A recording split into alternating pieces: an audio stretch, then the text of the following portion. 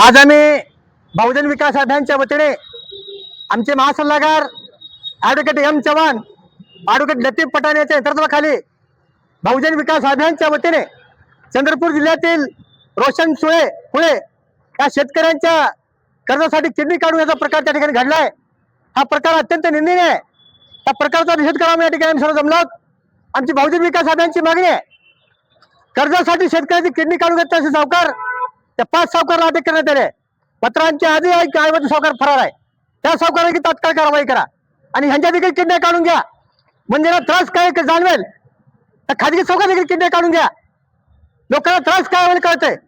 शेतकरी आज कर्ज हातात झालेत, शेतकरी कर्जबाजारी आहेत आणि असे शेतकरी देखील किडनी करण्याचं काम आपल्या स्वार्थासाठी करत असतील तर निंदनीय प्रकार महाराष्ट्रामध्ये घडलाय।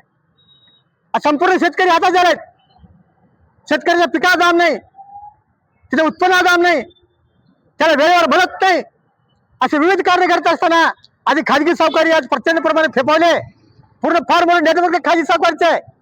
महाराष्ट्रातील नेटवर्क महाराष्ट्र शासनाच्या आदरणीय मुख्यमंत्री महोदयाने पूर्ण उद्ध्वस्त केलं पाहिजे, कारण आज शेत विकून, घर विकून, दार विकून, शिवार विकून देखील तुम्हाला खाजगी सावकारला पुरी होत नसेल तर शेतकऱ्यावरचा अत्याचार आणि अत्याचार आहे।